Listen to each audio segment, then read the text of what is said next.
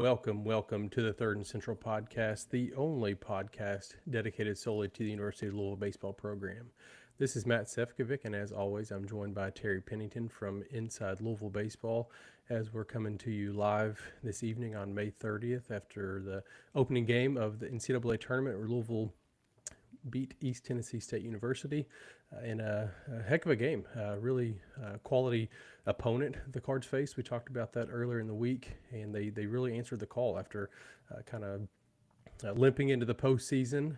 A couple tough games to end the season, but man, they really battled back. We'll dive into that and talk about some of the performances we saw from the Cards and what to expect tomorrow night against Vanderbilt. Obviously a very, very good team, number one overall seed in the entire country. So Louisville's going to face another quality opponent. But I know it's been a fun day, a full day of baseball. Terry, I know you're in Nashville, got to take in the game live. Before we kind of jump into everything, how was your trip down and what's your experience been like down in Nashville for the day?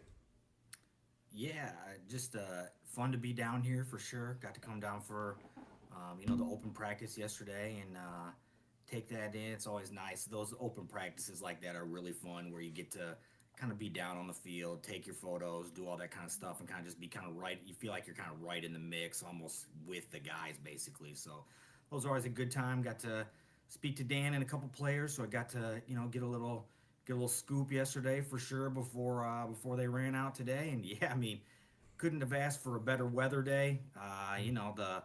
It was nice when I was sitting there that third base line, maybe the back half of the game, the shadows creeped in over you just a little bit to keep that sun out. So it was man, heck of a day for the boys, and just really excited for them, and to jump in that winners bracket is a really big deal to get that getting that 1-0 game, and so we'll talk about all that stuff in a minute. But yeah, fun so far, fun trip so far. We'll see if we can keep it riding the rest of the weekend.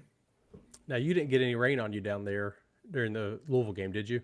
It spit on us for about a half inning, Yeah. just enough for me to have to throw my jacket on and grab my rain pants out of my bag to throw over my backpack. But other than that, nope. Got that thing right back off, and we were back to going in the sun. Good deal. I was watching the Vandy Wright State game, which we'll talk about here after we talk about Louisville and East Tennessee State. But they said it rained a little bit more, I think, during that game than we saw during the Louisville game. So they didn't mention it during the broadcast, so I hope that wasn't the case. So let's jump down across just the scoreboard for the day. Obviously, it's been a crazy day of college baseball. So let's just kind of run through some. I just pulled up live scores, so obviously most of these aren't final yet. But across the ACC, you've got Clemson. They're beating USC Upstate 7-3 in the ninth. This is on the D-Ward scoreboard. Sometimes it's a little bit delayed, so that these may have changed a tad. So Clemson looks like they're in cruise control there. In their regional, they're hosting. West Virginia beat Kentucky earlier in that one, a walk-off in the bottom of the ninth. So Kentucky is in the losers bracket, and Clemson. Duke is up by 10. They're up 12-2 over Oklahoma State. That's a good win for Duke if they can hang on there, which it looks like they're probably going to. Locally here in the state, Murray State is up right now over Ole Miss 6-5 in the sixth. So let's keep watching the Racers as that one gets to the end. Cruising down through some of the other scores. East Carolina, I don't know if you saw much of that one because it was obviously not ACC game, but it was the first game of the day that kicked off. They jumped out all over Florida, end up winning 11-6, but they look like a really, really good club going into the postseason. Wake Forest, they took one on the chin against Cincinnati, got beat 11-6. Miami with a big W though against Alabama, who was in the final top 25. So I was happy to see the Canes go down there and take down a SEC team, Florida State, number 7 team. They won 6-2 over Bethune-Cookman, so took care of business in their first game. And let's see if I'm Western, another local team, took a tough one from Georgia Tech, who that Georgia Tech team, we all know they're a wagon. We've seen them, but Western got beat 9-2. Last and final game, I believe, in the ACC I haven't talked about is NC State. I don't know what that was all about, man. Stetson took it to them today, 11-2. So The Wolfpack took a tough loss there, but kind of going across the games I talked about, anything really stick out to you? Or I know you're at the ballpark, so I don't know how much any other games you got to take in, but anything else kind of stick out to you on the day's action so far? Yeah, I thought I'm not sure if you mentioned North Carolina or not, but Oh, just they cruised. I think they got what 8.1 from 8 and a third from the start. I mean, dude's a monster. yep. So, gets them off to a good start. And that's why you throw, stuff like that. That's why you throw that ace out there game one. Same thing Louisville did. You got to throw your guy game one, get you off to the right start. You mentioned East Carolina. That team's playing with house money, man. I mean, they've a team not expected, going into even their conference tournament to really do anything. You get hot at the right time. We've seen it in college baseball, repeatedly year after year, right? It's just somebody does it every time. So could it be them to make a run? It could be. Could it be Louisville? Could be. So you don't know who it's going to be, and tough to see WKU take that one. I mean, they pitched so well, over the course of the year. Their staff ERA is one of the best in the country, and so obviously a step up in competition today with that Georgia Tech offense that we've like you mentioned, seen what they can do, and excited for Murray, man. The Fighting Will Veerlings doing their thing, so we'll see if they can hang on, pull the upset. The Fighting Will Cooks couldn't quite do it earlier today with the Vanderbilt game. That is the game I did watch. By the time I got back to the hotel, I watched the back. I don't know. Well, it wasn't even. They still had that 20-2 Georgia game on at the time when I got back. So I think it was third or fourth inning by the time it flipped over that, and I watched the rest of that one. And so and I was watching a little bit of Arizona State before we hopped on here. So just a fun day of baseball, man. If you love college baseball, today and tomorrow you get 32 games a day. Oh man, what do? You just tell your wife or whatever it is, hey, out of commission, whatever it is. Make sure you got your lawn mowed. Make sure you got your honeydew list done ahead of time. What do guys do before the NCAA the basketball tournament? They go get the vasectomy the day before, so you kind of got that couch time. So, if you gotta do it, you gotta do it, man. So, yeah, lots of enjoyment, lots of couch time this weekend, I think, for a lot of people. No, 100%. It's one of the best days of the year. One other game I do want to touch on, I just realized, is that Columbia and Southern Miss game. If we're looking way in the future, right? Like we got to take care. Somebody's got to take care of business before we get to this point. But the Vanderbilt regional is matched up with Southern Miss, and right now Columbia, the 4 seed, is beating Southern Miss 6-3 in the bottom of the sixth inning. So just something to keep an eye on. Obviously, that's a long way out in the future, but it's noteworthy nonetheless. So we'll kind of keep an eye on that one as we go along too. And you had mentioned the Miami score earlier. I did watch the last few innings of that game before getting over to that Georgia game. So that was another one I watched. I mean, Alabama got within 5 feet of walking that thing off. Got one to the wall like Dalton Rushing style at A&M, just that close, right? So tough if you're an Alabama fan, good if you're a Hurricane fan, and if you're a Louisville fan, you like that one because a Miami regional win or like you said, Columbia, either one of those hop up there. That could be baseball at Jim Patterson Stadium might not be done if they are able to handle the rest of the weekend. So you never know, man. The first day is wild, and just again, like we've already said, that shows the importance of winning day one, getting off to a good start. Throw that ace out there and let him be your dude. I watched a good chunk of the Miami and Alabama game, and man, Daniel Cuvée, he's ridiculous. He had I believe he hit a 3-run home run in the bottom of the first or top of the first, and made a defensive play later in the game. A ball that he dove, it was going to go down the line probably for a double. I think there was a runner on first, and probably would have scored the run. Just ridiculous. He's a heck of a ball player. I'm sad we didn't get to see him as much this year, but he's a lot of fun to watch. So let's jump over to the important thing that we're here to talk about, and that's the Louisville East Tennessee State game, which we obviously know at this point in time that Louisville picked up a big 8-3 win, like we said, to open the tournament. That's the big one. You got to win the first one, really. I mean, I don't have the stats sitting in front of me, but to get to the supers, to win your regional after losing the first game, I mean, it's a very, very small fraction of teams that have any success. So I got to win the first one. There was some talk going back and forth about who they were going to throw or who they thought they should throw, and I think it's after the game, it's pretty clear they made the right decision. I mean, Patrick Forbes, that's probably as good as we've seen him all year. I think he tied a season high in strikeouts against maybe Cal or something like that with 13, I believe. So, but a big moment like this, that you couldn't have asked for a better outing from Forbes. Like I said, he struck out 13.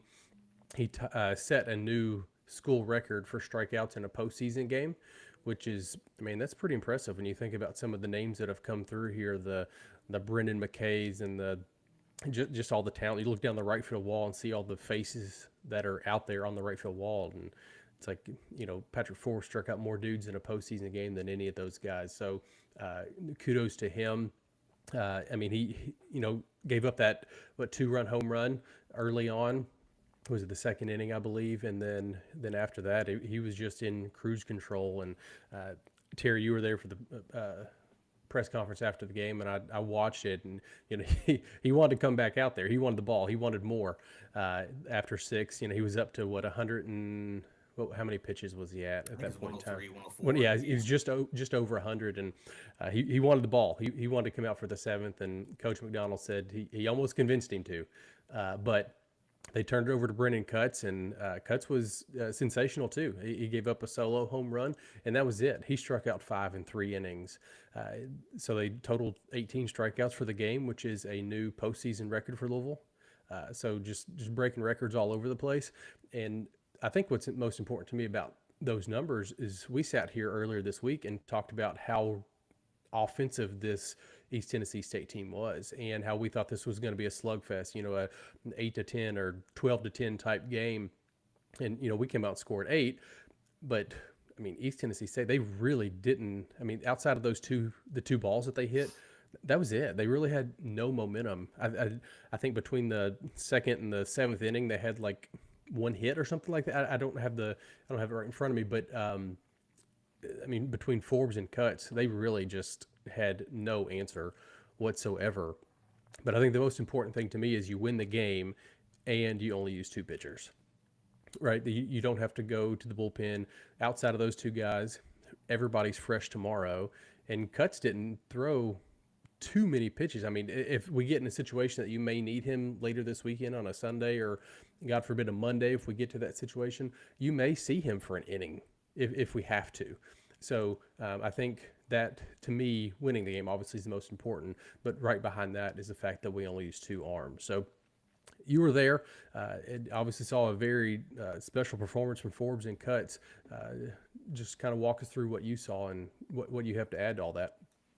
Yeah, I mean, Forbes seemed like he had it on cruise control early. I felt like, he just really kind of was breezing through. I mean, might have been a walk here. I think even the second batter of the game might have got a hit, I think, up the middle. That's basically that in the homer.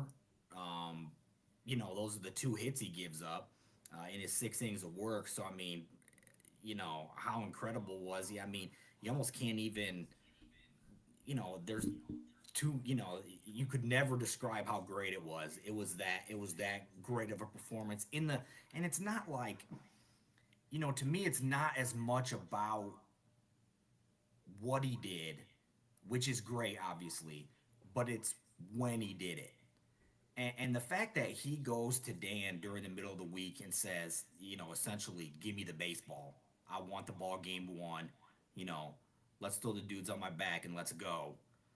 And then backs it up on the mound. Patrick's a pretty unassuming guy, pretty quiet guy. You don't always get a lot of personality out of him, right? It's just not really who he's not this, he's not this beat his chest guy, right? He's not, like if you just, take everybody's personality is different, right? And so some guys you expect to see that fire on the mound in terms of the emotion, stuff like that, almost every time they're out there, because that's just who they are, like a Tucker Biven. You know, I mean, you get a big out. I mean, he's fired up, right? I mean, you know what's pumping through his veins. I mean, straight adrenaline. You know what I mean? So like, Forbes is not necessarily always that guy. I mean, that dude rides a flat line, which is part of what makes Mm. him so great and who he is. Because the moment never seems too big for him. This dude just an ice water in his veins kind of guy. And so, you know, to see him get fired up out there today, to see him get pumped. I mean, there were a couple times where he thought he even struck another guy or two out, Mm. and you could see the frustration. I love that. I want that from him because, you know, show that fire, show that competitiveness. He was dialed in from the word go. You know, he hits the guy, gives up the homer, and then a quick walk, right? Roger Williams comes out, meeting at the mound, whatever was said out there. And I wish I would have asked post game, to be honest. I thought about it right after we left, that I should have, right after the post game ended, that I should have asked him, because whatever it was the magic words, because he didn't go up a hit the rest of the time. So, you know, whatever Roger said, save that, bottle it, keep it for the rest of the year, sell it, whatever you want to do. You can make millions off that thing. But he had the right, whatever it was right. Patrick was flawless basically after that. And like you said, you turn that over to Cuts, and again, just locked in. I mean, the thing that's so fun about that from Brennan is like when he when he jumps in the portal, he's got all the options he wants out there. You know what I'm saying? I mean, a great pitcher, pitcher of the year in his conference. That dude could have gone anywhere. And look at where some of the other guys in his, you know, on his own team went. I mean, you know, the Friday night guy at Texas is a teammate, and so Mm. like he comes to Louisville for these kind of moments, to be in these games, you know, throw me the ball, I'll get us to the finish line. Man, he was dialed too. I mean, just the one, like again, just the one bomb. The K was working. He was mixing pitches well, I, and he was like, you could tell the confidence, even just the way he was walking off the mound when innings would end. And it's like he completely expected it to go how it went. He expected to be great. You could see it in his body language, and he was. And like you said, it cannot be overstated the fact that they get through that game with just two guys. You got everybody available tomorrow except Cuts, and that's huge in a, you know, in a 1-0 game. I mean, that is, you know, obviously going to be the biggest game these boys have played to this point in the year. You know, hostile territory. That place is going to be rocking tomorrow. We're going to get into it for sure. But you got everybody available. And like you said, could he come back Sunday? I'm sure he's going to say yes. And definitely Monday. If it got to Monday, he's available Monday. But Sunday, do you need an inning? You know, are you in the, you know, are you in the afternoon game? Are you in the night game? However it goes, if you needed one or two, I'm sure he'd tell you he's ready to roll for sure. I mean, and that's the thing. That's what's kind of fun about this time of year, right? Guys, you know, just you get a little bit more of that. Hey, give me the baseball. You know, hey, and coaches are a little bit more likely to ride with guys in that way. Like, okay, I mean, it's best on best at this time of the year. So there's not as much of, hey, let's, you know, we're going to work. We're going to make sure we get every guy in over the weekend. That's not necessarily how it's always going to go. And so I would expect as the weekend goes that you probably see Cuts again. Yeah, I would say, you know, unless the next, let's say, two games just, you know, are pitched perfectly and everything goes exactly how Louisville would like it to go, we're probably going to see Cuts at some point again. He's just that type of pitcher. And Brandon with the assist here just put in the chat, he threw 39 pitches today. So at 39, I mean, he can come back in a couple days. So there's your guy, Brandon. I think you saw him down at Georgia Tech. So he's helping us out here in the chat. So if you're out there, again, we are live. If you got anything to say, anything you want us to talk about, questions, all that good stuff, feel free to throw it out there. We'd be happy to discuss that. So, but yeah, I think we could see Cuts again this weekend. I think I had not looked at what his exact total was at the end. I knew he was 29 through the two innings because I had checked to see. I was kind of seeing like are they, I was just kind of debating in my mind at that time, like, will they bring him back for another one? Like if it's, how many could it get to? 10 pitch inning, though, to end that thing off is really nice for him to get across the finish line. Under 40 pitches, the three. And that was the other thing. Everybody, both guys, I'm going to say everybody, it's just two dudes. They were both so efficient. And that's again so huge. And these are the things we've been talking about all year. When Louisville puts the when it's in when the pitches are in the zone, when the guys are locked in that way, this is what happens. That's basically just the way the season's gone. We pitch well, we win. Throw the ball in the strike zone, there's W's out there because the offense travels, the speed travels. All those things. I mean, the things that we were able to do on the base pass, or the things, the way that we're able to get them on, get them over, get them. I mean, those things. And look, we talked about it earlier in the week. It's the ballpark plays small, especially to right field. And look, there were a couple shots hit out into some gaps that were not cheap. But that right field corner, man, that thing is short. And I mean, and that goes for everybody. I mean, that goes for both teams. And so, we were able to take advantage of it a little bit. They hit some off to that right side. So it was, I think the game went mostly kind of how I expected it to go. Again, we were able to keep the ball down. Patrick's, they weren't ready for that electric fastball, and they talked about it afterwards. I did not. I mean, I did video it. I didn't post it, and I probably will post it tonight later. But I did. I said it on the ETSU press conference as well, and their coach said right away, in his opening statement, look, hat tip to them. They were better than we were. And, he's like, they threw out their guy, and he was their guy. And, when you're able to run that fastball up there, and even the two players that they had in there both said, look, it's hard to lay off that 95 at your chest. You can't get that bat around quick. It's just so much harder to get the speed around with the bat when it's up high. And, the fact of the matter is he controlled the whole game with his off-speed pitch, though. It's the fastball's great, and he mixed in a cutter a little bit, and he had, but being able to keep the ball down, his off-speed stuff is what, and being able to locate it was the key to his performance today, I thought. Yeah, I thought there were times, and the announcers kind of talked about this. He had a 0-2 count. It may have been on Torres at one point in time, and he was trying to throw a slider, which he struck Torres out 3 times, the SoCon Player of the Year. He went down the first 3 times, I think, on strikes. But it was one of those at bats. He was way ahead in the count, but his slider, he couldn't start it in the zone. But when he did, it was unhittable. They could not pull back. I mean, every single one of them were biting at his slider. His fastball is obviously live. It's pumping mid to upper 90s. That is what it is. They couldn't touch that either. But when the slider was in the zone, they had no chance. And they kind of, Forbes kind of talked about that after the game, that his slider was the pitch that was the reason he was so effective today. So that was good to see. But Torres, that's one of the guys we talked about last week. We were kind of, I don't want to say nervous about, but he's one of the guys that he could beat you. He's going to put the ball in play. And at a ballpark like that, when you've got a guy that's got 23 home runs, like, anything can happen.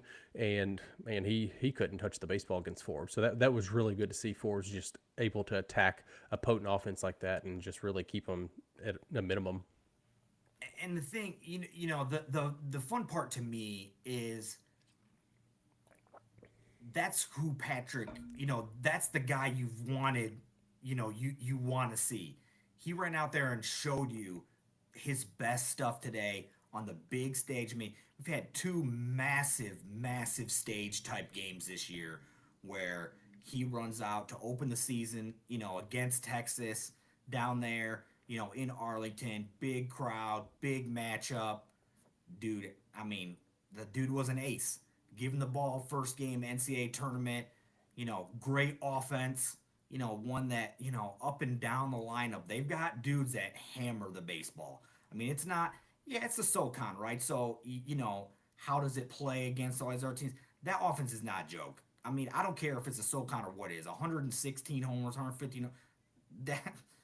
That play. I mean, would they have hit that many in the ACC? Probably not. But at the same time, don't forget this: when you're seeing elite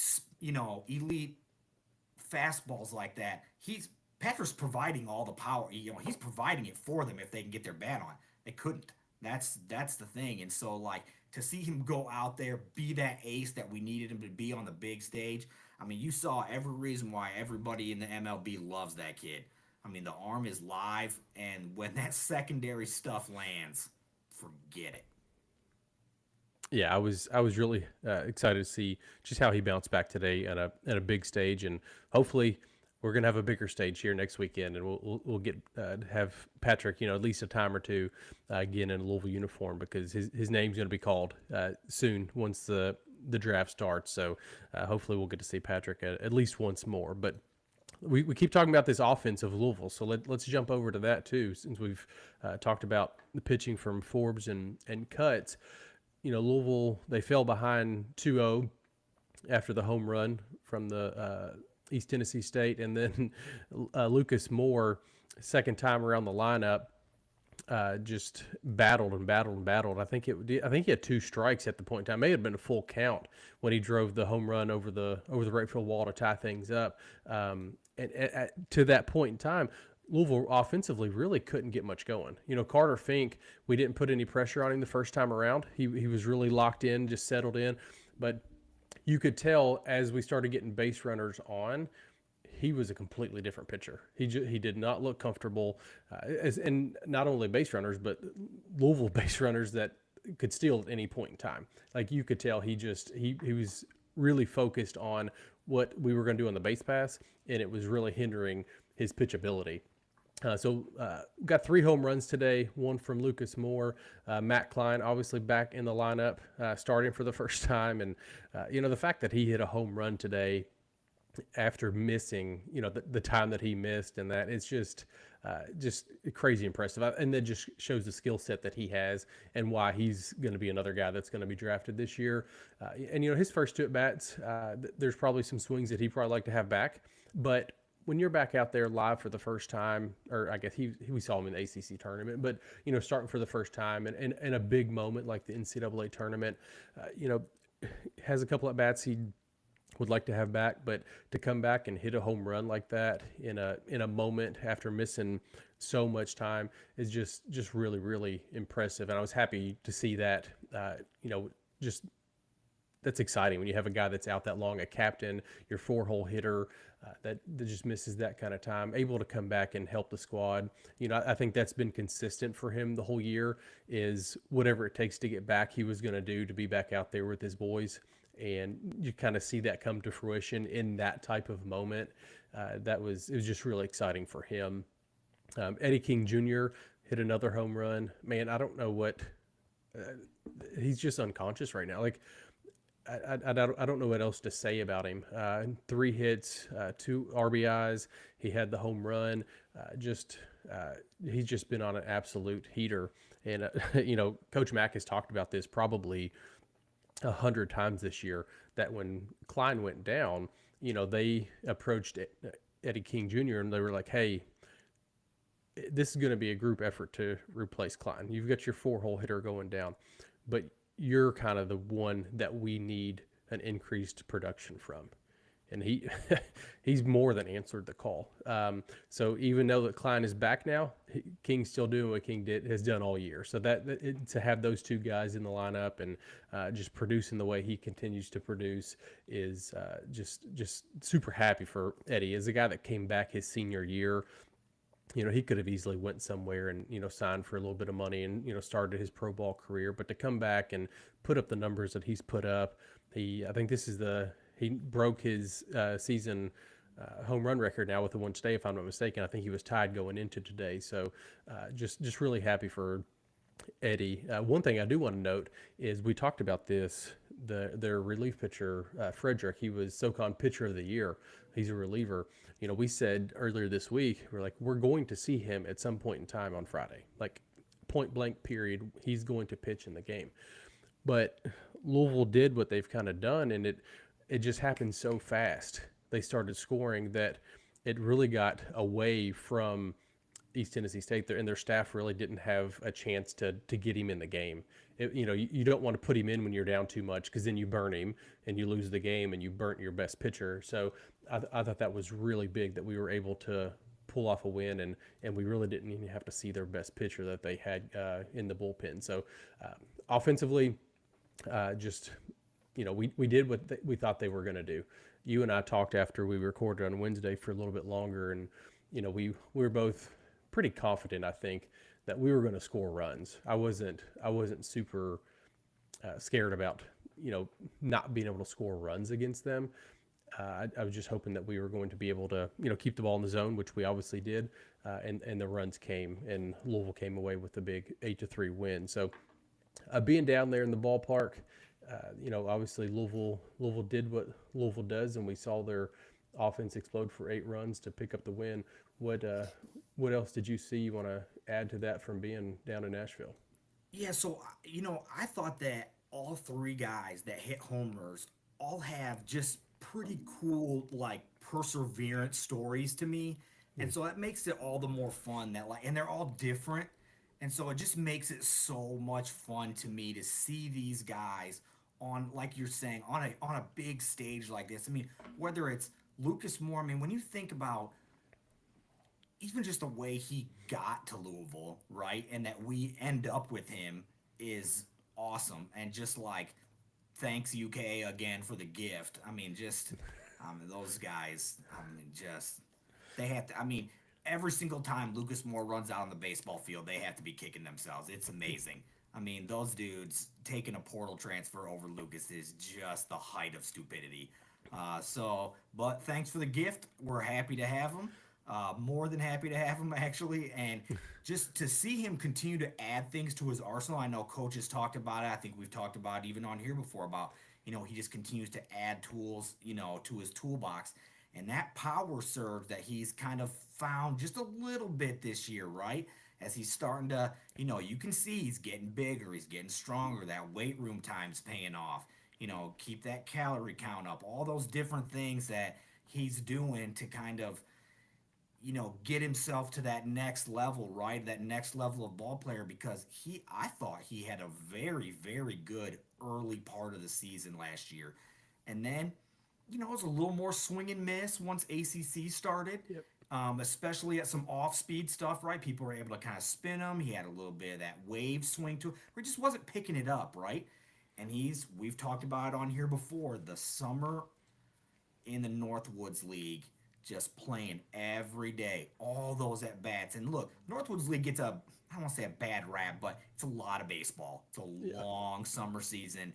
You run out there nonstop, but that's what he needed. And to see him just keep doing it, and like again on this stage for that kid to go out there and help this program, the year he's had. I mean, there have been times where Lucas Moore has carried this baseball team.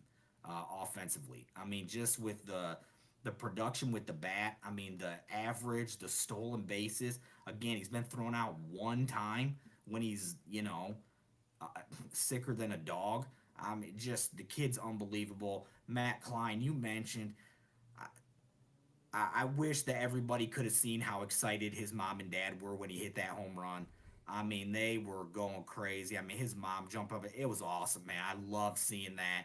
Just so many emotions for him, for his family. I mean, it's his draft year, right? So this is kind of it for him, and so gets the broken bone, and then but he's able to just keep working to get back with the dudes. He talked about it post game, and I mean, to see him get that one out of there, man, that was amazing. Like you said, the first 2 at bats weren't his best 2 at bats. But again, right back in the box. Let's go again. I mean, waited, saw one he wanted, man, and put that thing out. And Eddie, it's so hard when you go through your draft year and it doesn't go the way you want it to go.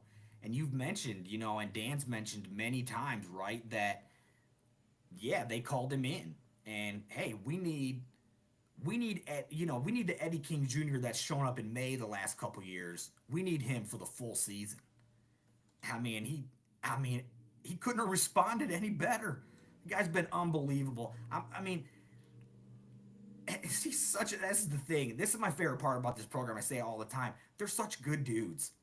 And like just how humble Eddie is, like talking to him post game. I mean, he just he's always deflecting, answers about himself are real short. He wants to talk about team, he wants to talk about other guys. Kind of shy and talking about himself. And I'm so happy for that kid to have come back, had that season. And you start to think when he comes back, right? Well, the outfield's crowded. Where does how do the pieces fit together? Let me tell you, DHing is hard. It is really, really difficult to stay locked in when you're not out there the full game. And so you've got to find what works for you. And we saw that again. We had a great Zion was great at it last year, the times that he got to do it as well. And so we've had some really good success with some DHs lately. I'm telling you, I know that it's not I know the draft is shorter than it used to be, down to 20 from 40 previous rounds, and I know that he went through his quote unquote draft year last year in terms of his first year eligible, and you think, okay, he doesn't have leverage. Listen, you try to tell me that somebody doesn't want that dude on their in their major league, in their minor league program, you're out of your mind. That dude, that bat plays, period. And it's not just the homers. It's he has power to all fields. I mean, can he stay healthy enough to play the outfield? I'm not even maybe, but I'm not even sure that matters because the bat plays. I mean, he obviously can DH, and so I don't know, man. Eddie is continuing to play himself into some better opportunities at the next level, just with the way with his play and this thing is no fluke. It's not hot for a month. It's not any of that stuff. It's Eddie King Jr. It's May all year long for Eddie this year. And so, I mean, again, couldn't be happier for those three dudes. I just, like I said, all the perseverance, all the different things they've gone through, and it's all different for everyone, but they've all just risen to the occasion. It's pretty awesome. Yeah, I think all three of those guys have cool stories. One thing I do want to touch on, I meant to mention this about Klein. He came up the third time, and they mentioned this on the broadcast, and the poor broadcast guys today, man, it's tough to come out and call these college baseball games when you don't watch college baseball all year long. But one thing they pointed out that they did a really good job with Matt Klein, his third at bat, kind of the adjustment that he made. They talked about it, and then a couple of years later, he hits a home run. He was really struggling with the changeup. So you notice in his third at bat, he kind of adjusts where he is in the box. He moves towards the pitcher a little bit, and next thing you know, he hits one over the fence. So it's cool to see them making those in-game adjustments, and they pay off. So that was really neat to see from Klein, and the fact that they talked about it, and then a couple pitches later, there it went. Yeah, because some of those go, whether he goes back and he's talking about it with with Vrabel or with Snyder, and the adjustment to slide up, get be don't let it get too deep on you, and move up and able to get out in front of it, obviously, in that way. And that's, man, what a big swing it was for him. And then and just the confidence boost for him, right? Coming back to get that big hit right there and have it be a home. I mean, just awesome for him. And again, great to have him back behind the plate. That cannot be overstated. We talked about it earlier in the week. We'll see how he bounces back the rest of the weekend. Obviously, just having not had the continuous reps behind the plate in terms of the stamina and whatever that may, however you would want to phrase that. But man, really excited for him. They have to feel really good about where his confidence level is at, and then just how confident he makes the pitchers, having him back there, to kind of help them out a little bit. Yeah, I think that's the biggest thing. Obviously the home run was exciting, and for him, like coming back and being able to pitch in like that. But that at bat, I was like, man, we just need to get him on base. We need to get him a hit here just to get the confidence. Like you said, he needs confidence at this point in time because you haven't seen that in months, right? So the fact that not only did he get a hit, but he hit one over the fence. I think that tomorrow and throughout the rest of the weekend is going to play really well for Klein, because now he's you're feeling it. It's different when you hit a ball like that rather than take an 0 for 3 day or something. So I think that's going to be massive for Klein the rest of the weekend. And then one other thing I wanted to touch on, you talked about summer ball. I do want to give a big shout out to our buddy Joe. He'd probably hate if I was doing this, but he's on Twitter, Summer Cards account. It's at U of L Summer Cards. I don't know how he does what he does, but somehow he follows all the Louisville players around summer ball and their stats, and he posts everything almost daily on there. So if you're not following Joe at U of L Summer Cards, he's a big time follow. You'll I think get a lot of enjoyment out of following his account, just to kind of keep up with everything this summer, because it's a lot to keep up with. It's hard enough to keep up with Louisville baseball when they're all in one team, but when they're spread across the country this summer, it's nearly impossible. So I just want to plug Joe real quick, because I think that's a really good place if you want to keep up with that kind of thing throughout the summer. So let's flip over to the afternoon game, or I guess the evening game that was down in Nashville between Vandy and Wright State, which is a really frustrating game for me. And we'll jump into that if you didn't watch it. But Vandy ended up winning the game. I believe it was 4-3 was the final. They were up. Wright State was up 3-0 after 6, and their starting pitcher had a no-hitter going into the 7th inning against Vandy, who again was the number 1 overall seed in the entire tournament. And they pulled the pitcher. He was at 76 pitches, I believe it was. So pitch count wasn't high. They asked the coach after the game, and he kind of said that was the plan all along, that they didn't want to let him go too many times through the Vandy lineup, because you obviously see the pitcher more, you get more comfortable with him, so yada yada yada. I get that, but I mean, the dude hadn't given up a hit yet. He had walked a couple towards the end of his outing, but still, you're looking at 76 pitches, no hits against the number 1 team in the country. You ride that dude as long as you can. Like I don't know. I tried making sense of it from the other point of view, but I really can't.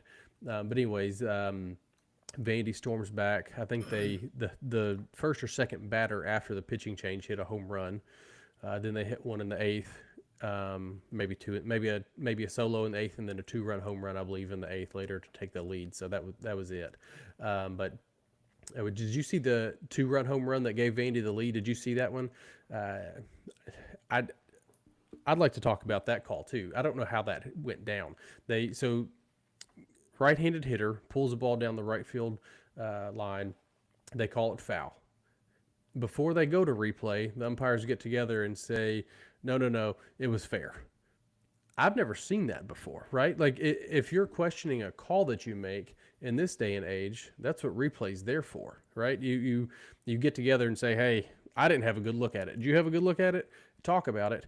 Make a decision. If you still don't know, go to replay. Since replay's been here, I haven't seen that. I was really baffled by the fact that they made one call, changed it, and then went to replay and confirmed it. But really, whatever they called on the field, that's what was going to stand, because they showed 2 angles of it, and neither one of them you had any idea where the ball was in correlation to the foul pole. So I don't know. Have you seen that? That's the first time I've ever seen the umpires reverse a call before actually looking at it. That was the height of just ridiculous college officiating. And I mean, you see it all over all sports. It doesn't matter if it's football, basketball. I mean, the replay review system, look, at least there is replay, right? Mm-hmm, so, right. I mean, that's a positive.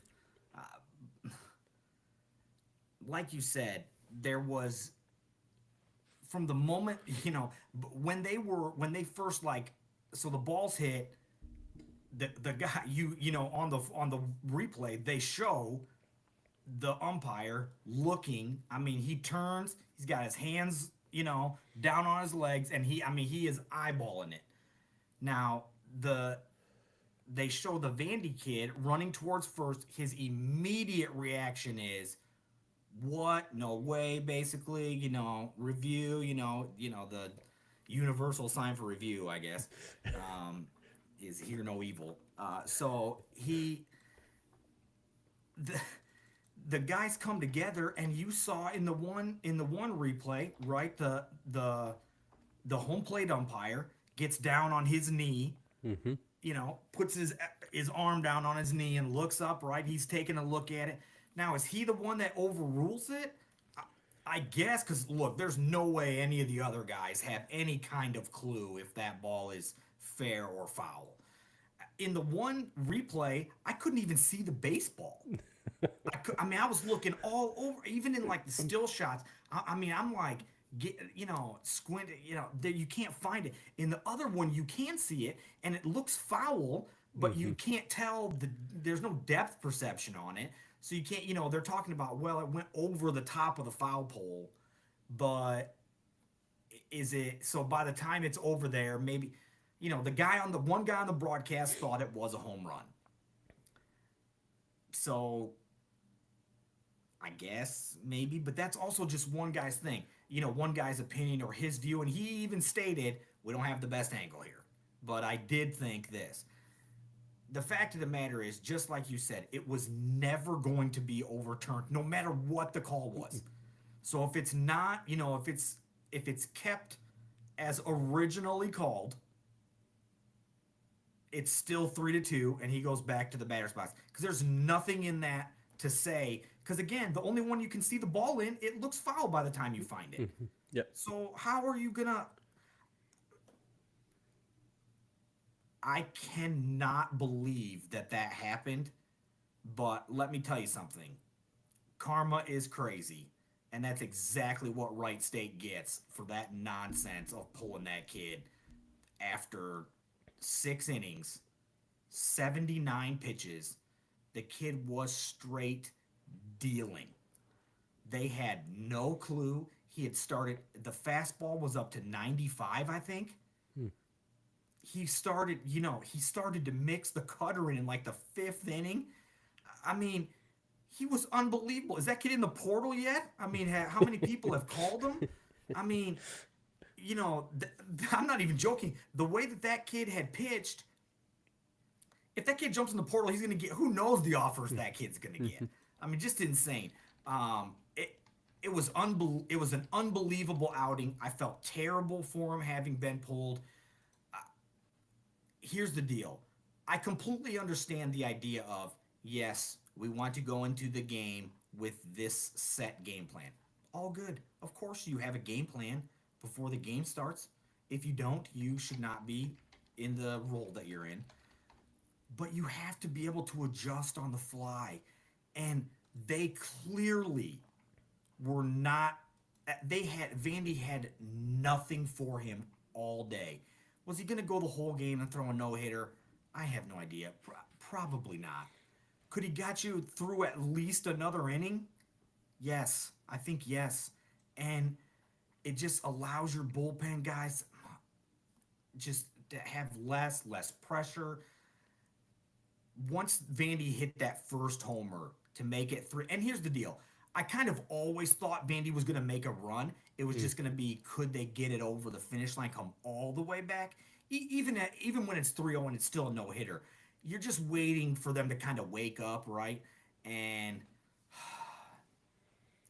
your brain, right? Your mind, you're dreaming of what the rest of the weekend looks like if Wright State's able to get that thing across the line. And so, look, I feel terrible for those kids because that was just completely mismanaged. And again, like we've talked about a million times on here, baseball's the ultimate 2020 sport, right? Hindsight, ultimate second guess. I mean, you can always look back. And again, everyone, like I say, every week, I feel like everyone has all the information that the coach has. And I understand he's going to get up there and say what he had to say that. I mean, he had to say, yeah, this was our plan. This was our plan. It doesn't, terrible. It doesn't matter. It's a bad plan. Then, I mean, like, it's a fine plan, but it's poor execution to not understand that, oh, I'm through 6 innings, and I thought maybe we'd only like to get him through the lineup twice, but also we've got through the lineup more than twice for starters. It's not like you pulled him right when you got to the top of the lineup.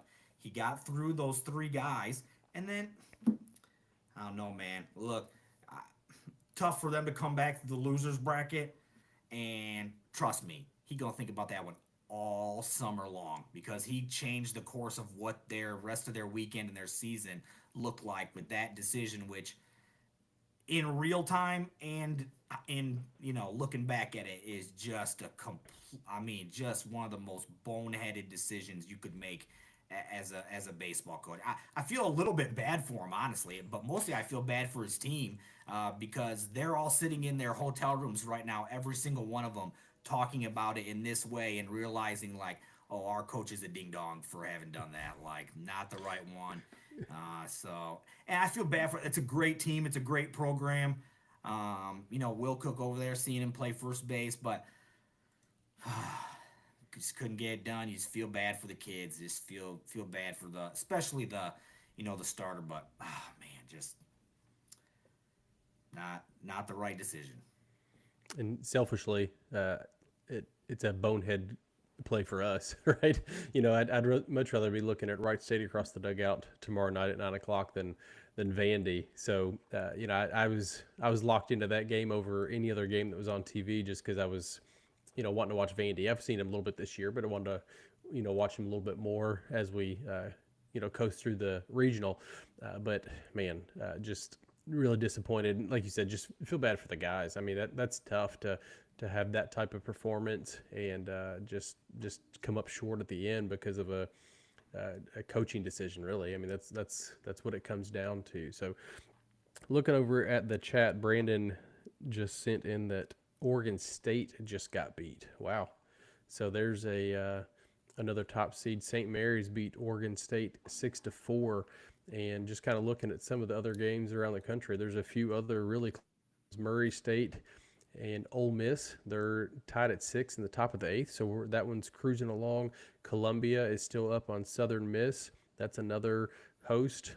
Columbia's up 9-4. That's in the 9th inning. So barring some major comeback, Southern Miss is going to need at least 5 runs, depending on what Columbia does in the top of the 9th.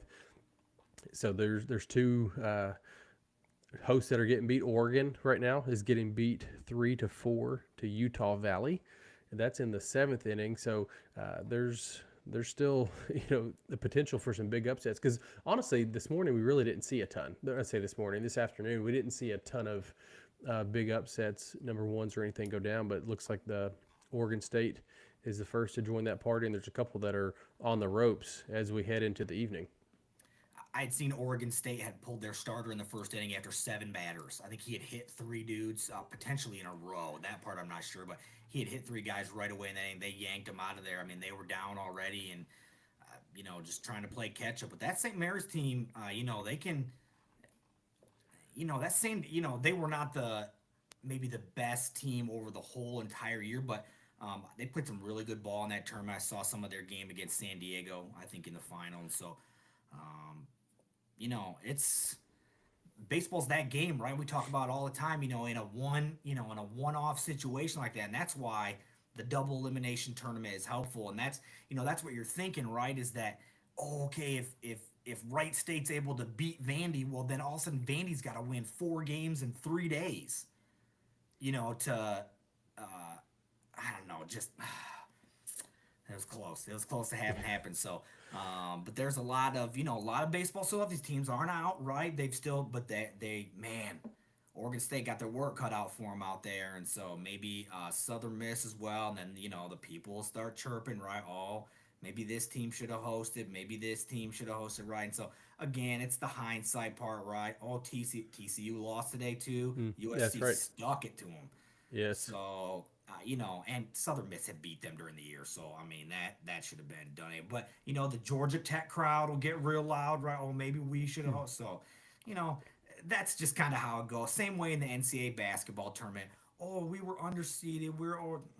Look, you got to go out there and win the games. I mean, that's really just what it comes down to, and that's what I liked about Louisville today. You got to look. Did the season end the way you wanted it? No, but they're a 2 seed because it's the whole body of work. It's not just this last 3, 4 week chunk where they weren't playing their best baseball. It's the whole body of work. And it's, the Texas game at the very first game of the year that counts just as much as the Pitt game to end the year. And so you saw them be able to hit the reset button. Let's come right back out. Brand new season. Let's start again. And the boys were ready to go. And you've got to be ready to go because these teams, like you're mentioning, Columbia's a good ball club, Hmm. but uh, Southern Miss. I know they're at home. I know Oregon State's gonna be at home. Some of these things, but TCU. I know they're not hosting, but I mean, now these teams, like I just said, 4 games and three. That's a lot to ask because the pitching just gets so depleted, and so I don't know, man. Tough ask for some of these clubs. Happy that Louisville's in that 1-0 game tomorrow night. That's for sure. Two score updates. Columbia just tacked on two more, so it's 11-4 in the ninth. Murray State put one on Ole Miss. They're up 7-6 going in the bottom of the eighth. See, So fighting Will Veerlings, man. that's right. Let's go Racers. So let's turn the page and talk about Vandy a little bit. I know we're familiar with them, right? We've seen them. We beat them just a couple weeks ago on May 6th, 5-4 in the Battle of the Barrel. Vandy currently is 43-16 after their win tonight. They're 29-5 at home, so they protect their home field well. That's something Louisville did this year extremely well. So that'll be curious to see how Vandy plays tomorrow. Obviously, they didn't have their best stuff tonight. One thing that I was really excited was they threw their ace tonight. And you and I had talked the other day, and I didn't think they would. I really didn't. And every coach approaches that a little bit differently. But the fact of the matter is, we've said it how many times tonight? You got to win the first one. And it's probably a good thing they did throw their ace tonight, just based on how the game played out. So we won't see him tomorrow. So Vandy, but that doesn't mean they don't have anybody else behind him because this pitching staff is they're just loaded. They did not update their stats after the game between the time we started tonight. So these are prior to the Wright State game, but 3.76 team ERA, and it's top 10 in the country. But that is just an insane number. You used to see those numbers more often about 10 years ago, but the balls have changed, the bats have changed, just the way the game is played has changed quite a bit.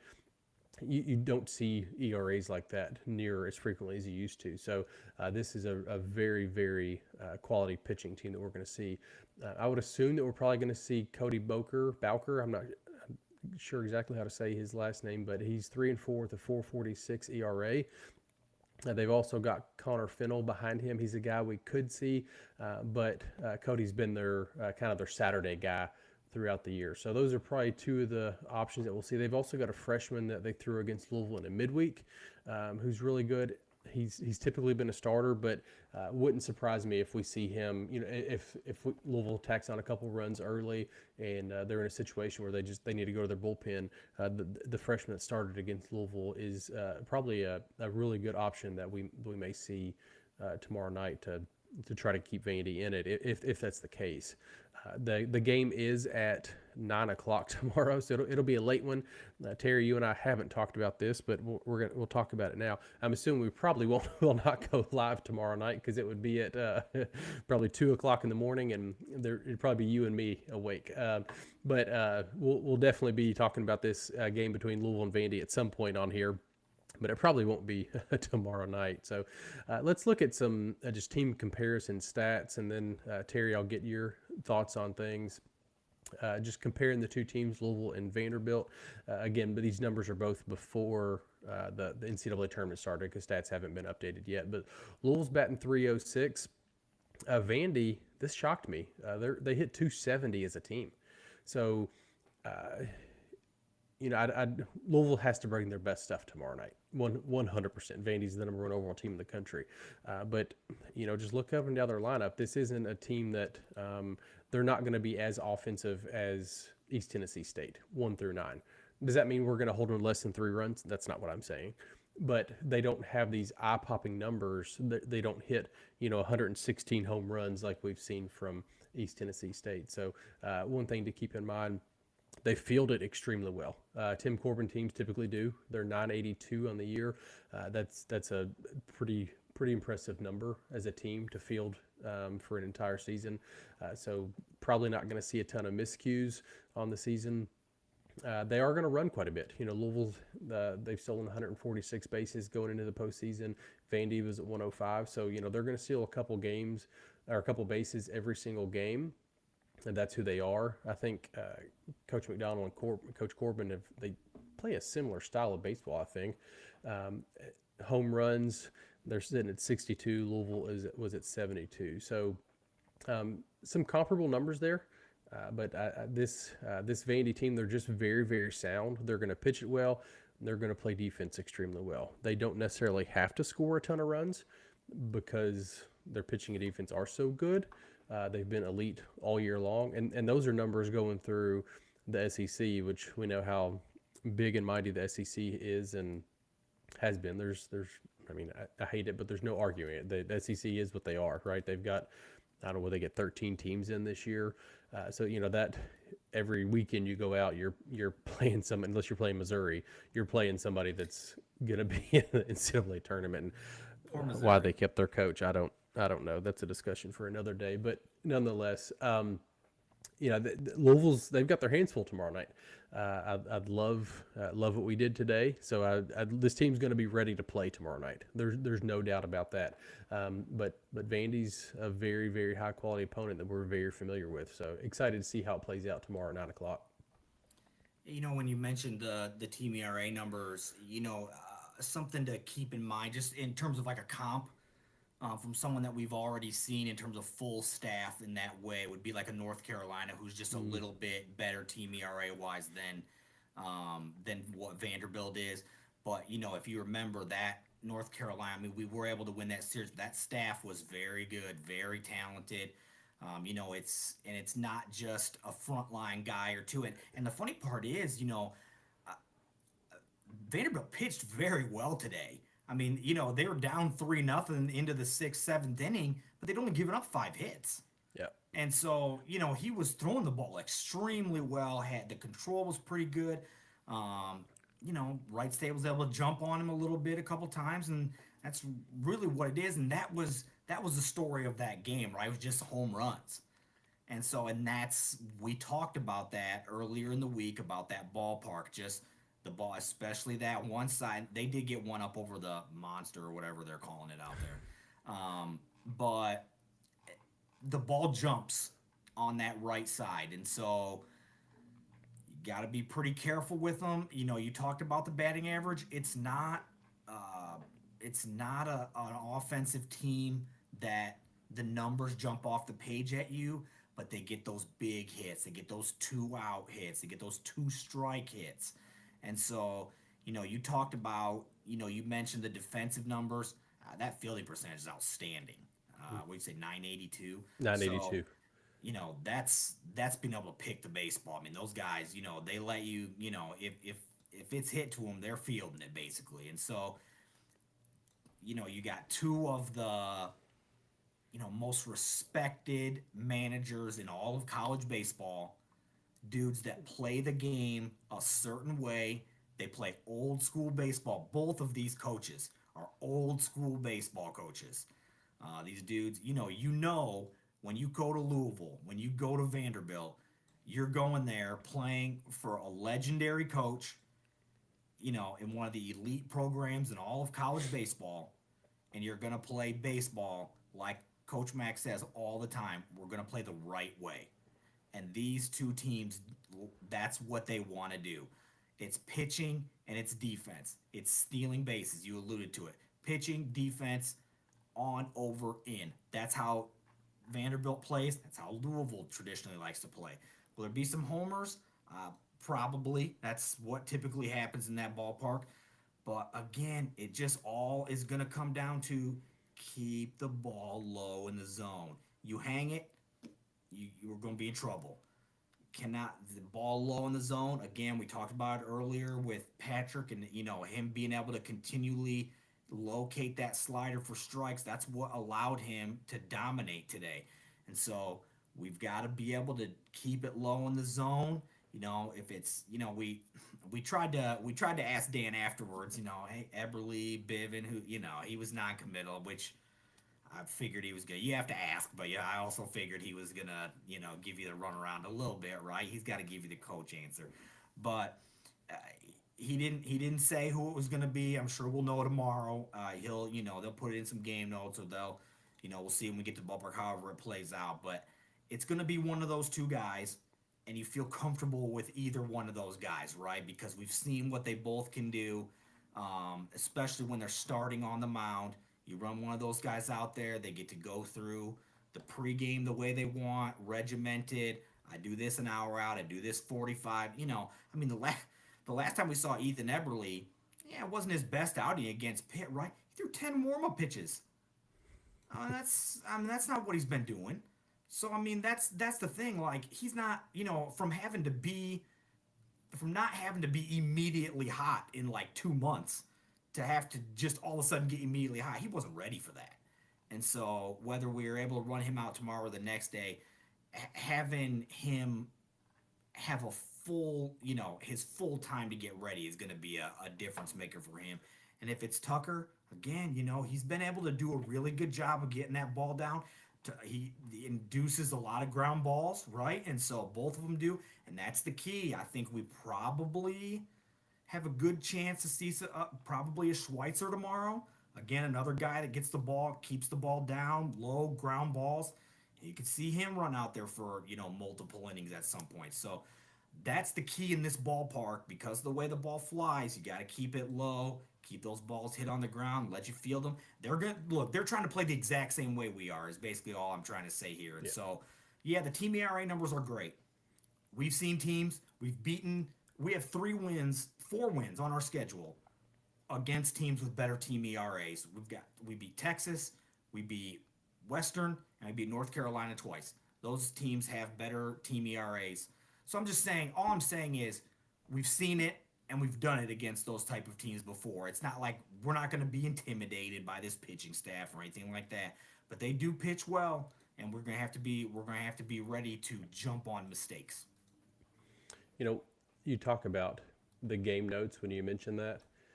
One thing that I think needs to happen is somebody in Congress needs to pass a law that all game notes need to be the exact same format, because I hate every weekend pulling up game notes from opposing teams, and they've got their probable starters here, and the next one is on the second page, and the next one is hidden in fine print. It's like, we need somebody to be like, no, you have to use this standardized format. And I don't know if it's because I've been following Louisville for a long time, but I love the format that they use. It's easy to read, it's clean, the information's right there in front of you on the first page. So if anybody out there is listening that has power to do that, please make that your your goal for the next year. But no, yeah, Vandy and Louisville, they're gonna, like you said, they're going to play a very similar style. That's how their coaches coach. That's how they built their programs, the way they built their programs, and that's what we're going to see tomorrow night. Brandon put in the chat that need to get some early runs to take some pressure off the pitching staff. That'd be huge. If you can come in, and no matter who we go with, if it's Bivin or Everly, those are like you said, those are one of the two guys we're going to see tomorrow night.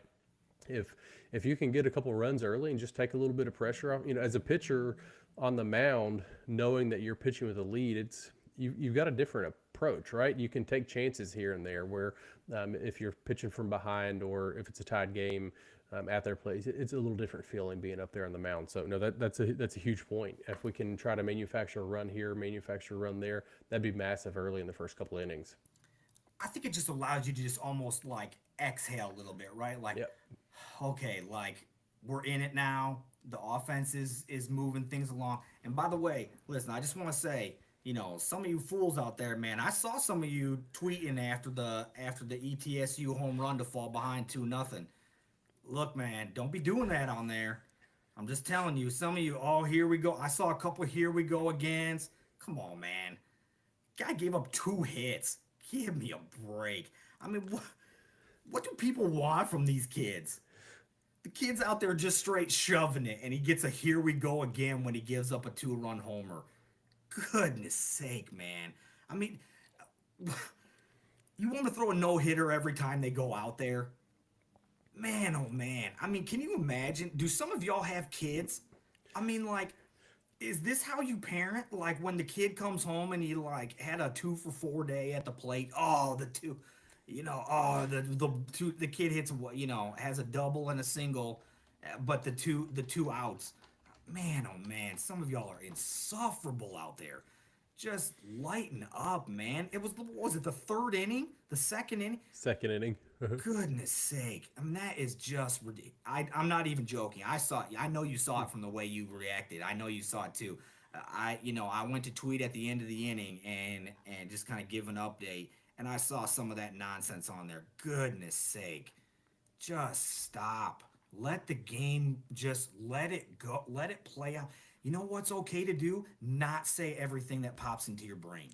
That's what's okay. And again, I've said it before on here. Some of y'all do not need to be like, I mean, Twitter needs to, or X, whatever. I mean, Elon needs to do a better job of just like looking at who needs to be able to have accounts. It's the worst thing that's ever happened. I'm not even joking when I say it's the worst thing that's ever happened to the world is not the atomic bomb or any of that stuff. It's the fact that everybody in the world is able to just put their thoughts out there. Behind Oh a man. account without their name on it too. That's Yeah, my without their favorite. name on it. It just says, it's like a cardboard logo and it's, some form of go cards or an L1C4 or Pat Kelsey's glasses or some nonsense.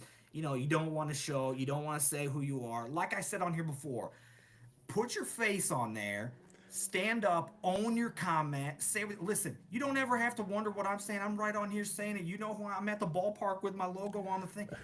You got something to say to me, you know what I said. And the funny thing is, it's going to be positive anyway, so it doesn't even matter. But I mean, some of y'all got to give me a break, man. Just stop doing it. I'm gonna say it on here all the time. I'm not gonna stop. So if you don't like it, you can just like hit fast forward or whatever when you listen to the podcast. But stop doing it. It's ridiculous. They're in college. The kid threw a two-hitter through 6 innings with 13 strikeouts. It's a Louisville record. Get a life. I mean, jeez, oh Pete. Just, oh man, y'all drive me nuts with that stuff. I love when you get on your soapbox, and this is probably one of my favorite ones that you get on. So I was wondering if you saw that stuff. I I saw did. that nonsense. It's just ridiculous. And it's Just from keeps account. going. Some of these people actually have followers. People follow that nonsense. Again, like I said, if that's the stuff that you want to follow, there are people that cover Louisville baseball that you can find that type of stuff from if you want to. So if that's what you want, if that's the type of stuff you're looking for, you want someone to be negative, all those things. Trust me, there are those people are It's out there. there. But if you'd like to take a real approach to the game and things like that, that's what you can find here because that you're not gonna get any of that from me. I'll guarantee you that. Brandon's got a good question. Not to get you off your No, soapbox I'm there, done. but I should have been done 20 minutes ago anyway. he asked if we're visitors tomorrow, which is a good question. We'll actually be the home team tomorrow, which is I love it because we're on the road tomorrow, right? So I love being the home team, but I hate it. I think it's a terrible rule. I think if you are one of the top 16 teams in the country, I think you've earned that right to be the home team throughout the entire regional. That's It's a just my stance. no-brainer. I don't understand it. I don't. It doesn't make sense why that is the format. But yeah, Louisville will be the home team tomorrow in Nashville. So weird. I hate again tomorrow. I'm gonna love it. Hopefully we notch another walk off win under our belt for the I don't know how many we're up to this year, 5, 6, 7. But I hate the rule. I think we should be the visitors tomorrow. The only way the rule makes sense is when you realize that the NCAA made the rule, and so you're like, oh yeah, that makes sense. Of course, they made some nonsense rule that I mean, like you just said, Vanderbilt played the entire year for the right to host to be number. I mean, they go through a whole season. You get to host. Oh, but you're the bro. It just, I mean, obviously it's happened to us too, right? At Jim Patterson, we've seen it happen over the Yeah. years. But just completely ridiculous. If I'm a Vanderbilt fan, I'm super upset about it, as they should be. It's Yeah. just, obviously they knew that would happen going in, but no, you're completely right. Just a bogus rule. I mean, like you said, nice to have last at bat for sure, but I mean, they earned that right, man. They should be the home team. So let's, before we sign off tonight, I'm going to take a quick look around the scoreboard to kind of see what's going on. It looks like we are in the bottom of the ninth. Columbia is still up 11-4. We're in the top of the ninth, and Murray State is still up 7-6. So one to keep an eye on if you are at home, to kind of follow along with that one. So those are the kind of two head scratchers. Utah Valley is still up 6-3 over Oregon, bottom of the seventh. So I mean, three hosts right now are really in danger of dropping their first game. So that'd be obviously a massive evening after this afternoon was kind of a wash. But Arizona State. Let's see, Arizona State, they're up 3-2 right now, so in the bottom of the seventh. So some potential Will Koger action here in a little bit. So keep an eye on that one too. So a local game and a couple former Louisville players to kind of, once we hop off here, go catch up and see how they in the tournament. Isaac Humphrey in the for Ole Miss. That's right, yeah. And love Isaac. Hope he does well, but I hope that Murray wins that one. Just local ties. I hope they hope. Oh, Murray 9-6, top of the ninth. They just scored two more, so hopefully the Racers can pull this one out. I didn't see was Nick Shuddy thrown tonight? He's a local. Who's that? I didn't know if Nick Shuddy was on the mound for Murray tonight or not. I know he was the MVC. He was the pitcher of the year in the combine. He's just a local kid from Louisville. Yeah, I'll be able to take a look. That's right. He played it. He played at Mail, right? Yeah, he went to Mail. Yeah, good quarterback. Yeah, quarterback down there. Yeah. So, well, Terry, I think that is all we've got for tonight. Brandon said he did pitch. So he did good. All right. Yeah. Awesome. So I have to pull up his stat line and see what he did. But obviously he did well enough that they're in a position to win the game. So have to go look at his stat line and see what he did. So obviously we're heading into Vandy tomorrow night with a chance to stay in the winner's bracket, 9 o'clock. So it's going to be a late one. We will be on national TV. That stuff hasn't been announced yet, but they're not going to put Vandy and Louisville on ESPN Plus or some. You'll be able to find it on television somewhere. That won't be announced until everything is kind of finalized this evening or tomorrow morning. So we'll see what channel that's going to be on, but you'll be able to easily access it at some point in time, or tomorrow night when the game starts at 9 o'clock. So before we head out of here, Terry, kind of any final thoughts, your time in Nashville, or anything you want to add to what we've talked about, or anything else before we close this thing up? Just since we won't, since we're not going to go again tomorrow night after the game, just if they do win tomorrow, it would be 9 o'clock again on Sunday night. And they would be awaiting the winner of the game on Sunday afternoon. So if they did happen to lose tomorrow, it would be a 3 o'clock game on Sunday. So it's the scheduled states. I think we might have actually talked about this on the prior podcast, but Saturday and Sunday schedule are both 3 o'clock for a losers bracket game, and the night game would be at 9 both days in the winners bracket, I guess. Yeah, that's a good point. So it's 3 and 9 the next 2 days, wherever we fall. Looks like Brandon just sent in Shuddy pitched 6 1/3 and threw 119 pitches. So pretty elite stuff there against obviously a really, really good opponent down at their place in Oxford. And that place was rocking down there tonight. And it's a fun place to be. It's a good place to watch a baseball game, and they get rowdy. They drink a lot of beer. And it's a tough environment to go into. So for a local kid from up here to be able to do that, that's fun. Adds a little extra something to it. I think our guy Micah, Micah, right? From our guy Micah. College Baseball Central. I know he was down there in Oxford tonight, taking that in. So Swayze's the best, man. It's a fun place to see a baseball game. So I'm sure that place is. I'm sure. Look, they're going to need that crowd the rest of the week if they end up falling. And again, it can be done. It can be done. You can run it all the way back through, and obviously being at home will help. But it's a tall task. Yeah. Well, like Terry said, we will be back at some point. I don't know when. These games, they start running together so fast, and if you happen to get in the loser bracket, you may have to play 2 games in a day, and it just things start jumbling together quickly. So we'll try to find some time in between games to to come up and talk to everybody and do a live if we possibly can to get everybody involved and just talk about the weekend and how the games progress as we go through the Nashville Regional. So 9 o'clock tomorrow night, hopefully we'll pull out another victory, stay in the winner's bracket, and try to keep this thing in cruise control to the Super Regional. But if not, we've got the horses to come out of a loser bracket, but hopefully we have a completely different discussion next time we're behind the microphone. So, Terry, like I said, you're down in Nashville. You got the guitars and everything in the background in your hotel while you're down there now. You've been doing a wonderful job, obviously, covering the team as they go through, getting the videos of the coaches, players, and all that good stuff. You've been pumping it out. I watch every one of them just because it's the easiest way for me to find that information and kind of see what the coaches and players say. So if you're not following Terry, give him a follow. Terry, tell them where they can find you so they can see that information as well. Yeah, you can follow me on X at InsideVilleBSB, VILLEBSB. Just tweeting out. Yeah, half innings basically is what I try to do. Half innings gives a little update. I'm not trying to just blow your timeline up with every single, play, every bat or anything like that. But half innings, just try to provide a little update. And yeah, if I put the videos right out there, if you want it, send those messages out once I just get it formatted on the YouTube. If you want to find it right on YouTube, Inside Louisville Baseball on YouTube is where you can find it all.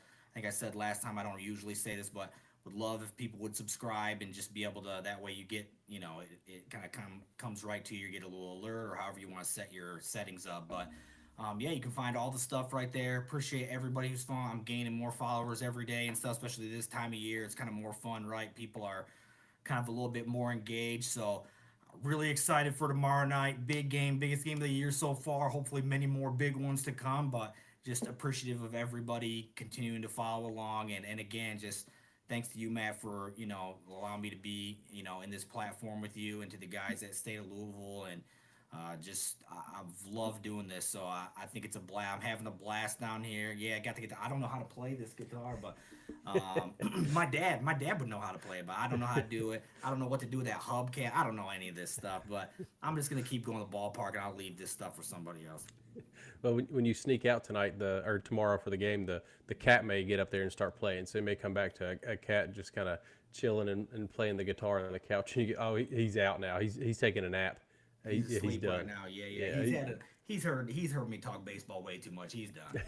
he partied while you are at the game earlier. Now he's out. So, like Terry said, I just want to echo what he said. Appreciate everybody kind of following along. This is a time of year that's exciting, I think, for you and I, because football obviously isn't in season, basketball is not in season, so it's kind of the baseball team, the baseball program's time to shine, and all eyes are on the baseball program. So continue watching, supporting them as they go through the NCAA tournament. We appreciate the continued support from you all. Obviously, you can find us on X at Third Central Pod, and we'll if you missed any of this, we'll turn this into podcast, so you will see it on Spotify, Apple, YouTube, all the regular places that we post it. So that'll be up shortly, so you all can catch up if you missed anything. So in the words of Sean Moth, we will see you at the ballpark.